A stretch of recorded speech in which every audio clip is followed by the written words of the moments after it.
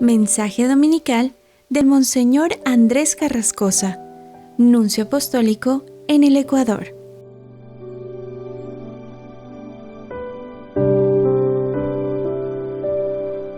Queridos hermanos, feliz domingo.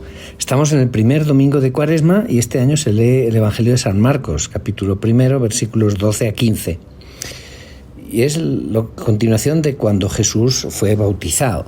Y hay que ser conscientes de que la escena de las tentaciones, que es de la que nos habla el Evangelio de hoy, es la que sigue a la escena del bautismo. Los tres evangelios sinópticos ponen una tras de otra. En el momento en que salió del agua del Jordán, Jesús vio los cielos abiertos, el Espíritu descendió sobre él y vino una voz: eres mi Hijo amado, en quien tengo mi amor y mi complacencia. Pues hay que notar que en el lenguaje corriente, cuando hablamos de tentación, muchas veces la devaluamos y la infantilizamos. Ser tentado para un niño es tener ganas de hacer lo que sus padres le prohíben, o comer bombones, o quitarle una monedita a la mamá.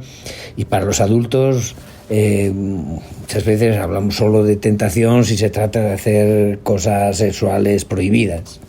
Pero en el Evangelio la tentación es una cosa mucho más seria que esto. La tentación fundamental es la tentación sobre la fe, sobre la no fe en Dios.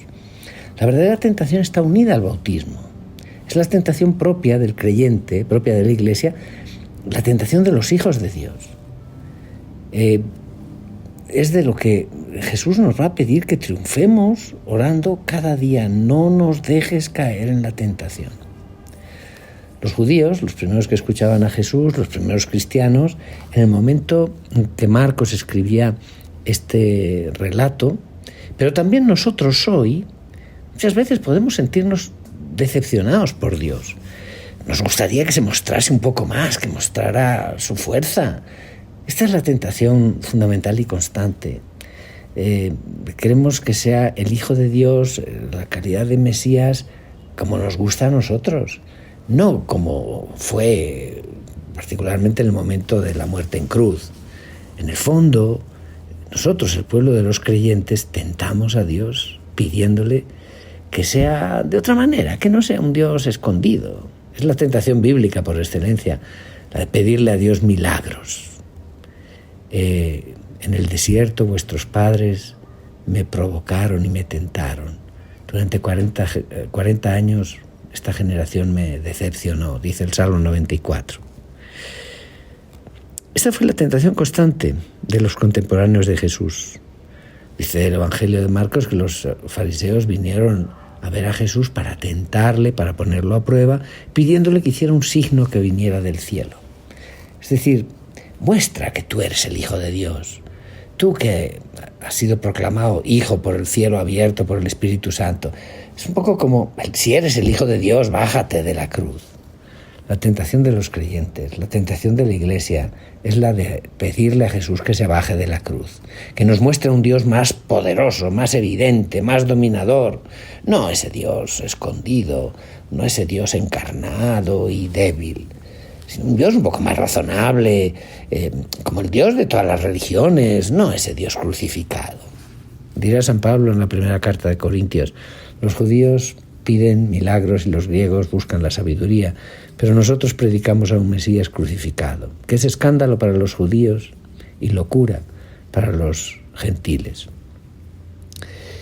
Después de haber sido bautizado y de haber sido proclamado Hijo de Dios, el Espíritu impulsó a Jesús a retirarse al desierto. Fue empujado al desierto por el Espíritu Santo. Eso dice el verbo griego que se usa. El Espíritu de Dios aparece a veces en la Biblia como una especie de fuerza, como el soplo fuerte de la tempestad o la vehemencia irresistible del rayo o del fuego. La tentación de Jesús debe ser bien importante, debe ser necesaria en su vida para que sea el Espíritu de Dios mismo el que lo haya llevado a padecer la tentación. Pidámosle al Señor que no nos dé miedo la tentación, porque todo ser humano inevitablemente es tentado y la tentación es necesaria. y en fondo es buena. El combate espiritual es una componente necesaria de la vida del creyente. La palabra de Satanás es un componente de nuestro mundo. Satanás no cesa de sugerirnos que hagamos de Dios otra cosa de lo que Él es, de lo que Él ha revelado. Que hagamos de Dios alguien que nos resuelve todos los problemas con su poder. Si Jesús hubiera cedido a la tentación, si Él hubiera escuchado a Satanás, en el fondo sería un falso Dios que nos habría mostrado. Pero el Espíritu del Dios verdadero, del único Dios verdadero, empuja a Jesús, el Hijo de Dios, lejos de la publicidad, lejos de las multitudes, lejos de los éxitos, lo empuja al desierto para ser tentado. El único Dios verdadero es este Dios escondido. Y en el desierto permaneció durante 40 días. Es largo. Todos sabemos que en la Biblia, como en todo el Oriente Antiguo, se usaba las cifras que son símbolos, no tienen el sentido matemático nuestro. La cifra 40, por ejemplo, designaba 40 años, era como el tiempo de una generación humana. Es un periodo bastante largo, del cual no se conoce la duración exacta. 40 días igual. La palabra nuestra cuaresma es una evolución de la palabra cuadragésima, que significa 40, cuarentena. Cada vez que un judío formado por la Biblia escuchaba la palabra 40, pensaba en el Éxodo, en esa liberación que duró 40 años por el desierto. Moisés se quedó 40 días sobre la montaña. Elías había caminado 40 días en el desierto. ¿Y nosotros en esta cuaresma seremos capaces de caminar 40 días? Durante 40 días fue tentado por Satanás. San Marcos no habla tanto de ayuno como hablan San Mateo y San Lucas. Él no dice que la tentación tuvo lugar al final de los 40 días, sino durante toda la duración de estos 40 días. Tentado durante toda su vida humana, en particular en este momento cuando va a comenzar su misión de Hijo de Dios. No olvidemos que Jesús estaba solo en el desierto. No había nadie. No hubo testigos de sus tentaciones, de esa tentación suya de ser el hijo según la concepción mundana, según la concepción de Satanás. Lo cual quiere decir que tuvo que ser que Jesús un día les hizo esa confidencia a sus discípulos, a sus amigos. Y hay algunos de los santos padres de la Iglesia que piensan que esto ocurrió en el momento en que de la profesión de fe de Pedro en Cesarea, cuando después de haber reconocido que Jesús era el Hijo de Dios, Jesús les anunció la cruz, que iba a ser crucificado, y vino la misma tentación a Pedro. Y Jesús le dijo: aléjate de mí, Satanás. Podemos imaginar fácilmente que entonces Jesús les dijo: yo también he sido tentado, y muchas veces, de hacer signos mesiánicos que llamaran la atención, de dejar mi rol de hijo encarnado en la debilidad de la carne, de dejarse llevar a la idea de Satanás que le empujaba sin cesar a quedar bien, a tomar el poder, a manifestar su divinidad, a responder a la esperanza política del pueblo. Y vivió allí en el desierto entre los animales salvajes, y los ángeles le servían.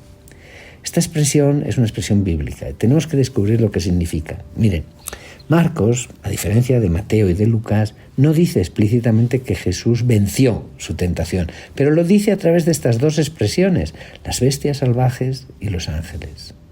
Es un lenguaje simbólico tradicional. Como Adán en el paraíso terrenal se encontraba en compañía de las bestias salvajes, la esperanza mesiánica esperaba el retorno de esa paz paradisíaca, que el lobo habitará con el cordero, la pantera estará junto al cabrito, el niño jugará con la serpiente y el joven meterá la mano en el agujero de la víbora. Sí, mientras que el primer hombre, Adán, había sucumbido a la tentación de ser como Dios, Jesús venció esa tentación, y entonces tuvo lugar la gran reconciliación, la coexistencia pacífica del ser humano con la naturaleza. Porque cuando el ser humano rechaza dominar, cuando rechaza la imagen de un cierto Dios, cuando acepta su pequeñez, cuando vive de la fe, entonces encuentra el paraíso, encuentra el hombre según lo que Dios ha pensado. Y es entonces cuando se encuentra en comunión, en paz con sus hermanos, con el cosmos, con las bestias salvajes y con los ángeles, con la tierra, con el cielo. Y es entonces que es verdaderamente hijo de Dios según el corazón de Dios, un Dios que no nos domina, que no se impone, un Dios que es amor hasta renunciar a sí mismo, hasta morir en una cruz por nosotros. El Evangelio continúa diciendo que después de que arrestaron a Juan Bautista, Jesús se fue a Galilea para predicar el Evangelio de Dios y decía: se ha cumplido el tiempo y el reino de Dios está cerca. Es decir, comienza una nueva creación, una nueva historia humana. Satanás ha sido vencido. Jesús ha triunfado sobre él. No es Satanás el que es Dios. No es él el que domina. No es el adversario el que es Dios. Es Dios, es el amor. Este es el verdadero reino de Dios. Esta es la verdadera buena noticia. Y el Evangelio termina diciendo que Jesús les dijo: arrepiéntanse, conviértanse y crean en el Evangelio. Y el combate de la fe no termina. Satanás continuará siempre a proponernos su idea falsa de Dios. Y Jesús nos invita a que no consintamos en eso. Hay que rechazar constantemente una cierta imagen falsa de Dios para abrirnos a través de la fe al Dios verdadero. Eso es lo que en el fondo pedimos: no nos dejes, Señor, caer en la tentación cuando rezamos el Padre Nuestro. Que Dios les bendiga y que tengan un feliz domingo, hermanos.